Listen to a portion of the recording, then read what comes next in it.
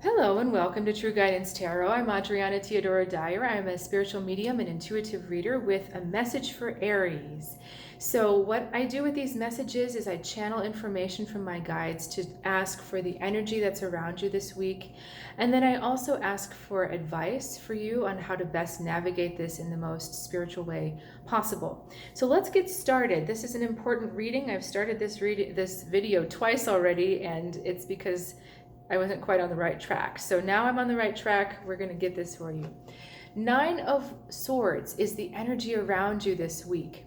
So what that means is that you're going to find that there's a lot of people unwilling to take action. There's a lot of people that are going to be stuck in their fear, stuck in their worry, and stuck in their doubt. And there's just kind of this like deer in the headlights, paralyzed thing. And so that's not the energy of you. That's the energy of the people around you. You respond with your characteristic fire, 4 of Wands. Let's do something about this. We're not just going to stand here. Let's do something. So you make some really good choices to move forward. And this could be in your personal life, but I'm really feeling like this is talking about work for most of you.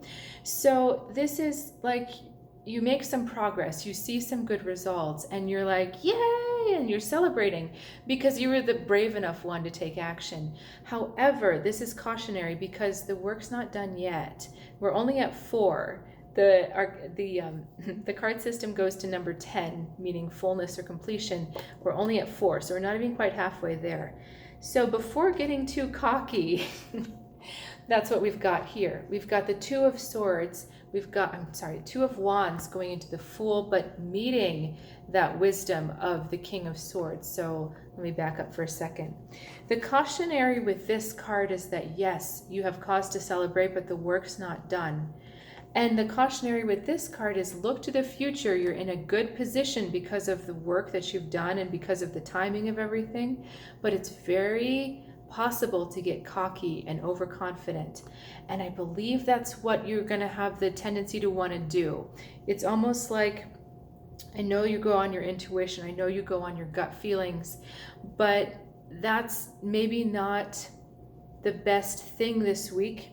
Well, let me rephrase that. I think what's going on is that everyone else is standing still and you're just like, I've got to push forward. I've got to push this whole thing. I've got to drive the entire ship. So it's kind of like a contrast between you and the people around you. And yes, you know what's best, but there's a lot of stuff to consider. This Knight of Swords. Knight of Swords asks you to look at things without emotion.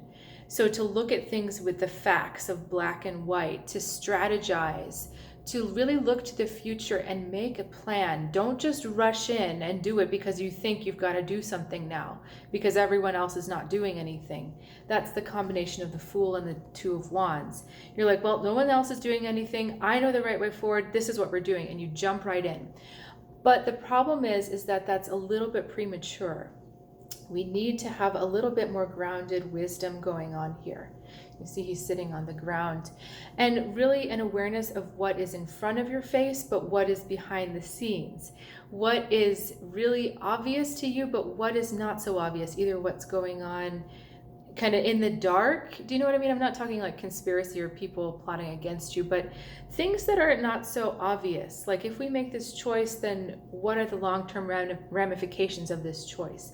Is there something else I haven't taken into account? So it's kind of asking you to make your eyes go like this, like look in a broader perspective instead of being so we have to do something now. No one's doing anything. We have to make a decision. We have to do this now. You don't. What you need to do is really sit down and consider the long-term things. And you're like, oh, no, I don't want to do that because everyone else is just not moving. But this is not quite not moving. When you sit down and you strategize, that is actually moving. You're focusing your thought energy, you're focusing your intention. You're not stuck deer in the headlights. You are, it's like you're charting out your navigational map. We're using the ship metaphor a lot today. So you're plotting your way, you're calculating out your path to success. And that's going to be a lot better than just kind of throwing yourself at something. Again, to go with the ship metaphor, if you were a navigator of a ship or whatever they call those, you want to kind of check out the weather patterns, you want to check out what's going on in the ocean. any kind of problems that might come up, you want to look at those things. You don't want to be just like, well, the crew's ready to go, we've got everything, let's go. That's kind of this Aries fire energy going on that would be the normal way of doing things. But just kind of look at what else is going on. Just take a moment and look, and it will move fast. Of course it's going to move fast, but you need to make sure that it's moving in the direction you want to go. Really eye on the prize towards your goal, because if you don't look at these things, you're going to get diverted and distracted, and it's actually going to take you longer. Okay, are we done? Is there anything else you want me to tell them? Okay. Yep, I think we're good. So again, thanks for joining me this week. Please like and subscribe. It really helps to support the channel, and I so appreciate it. And please check out my website, True Guidance Tarot, for new offerings and just new little sales and things like that. And I hope that you have an awesome week, and let me know how it goes. See you next time.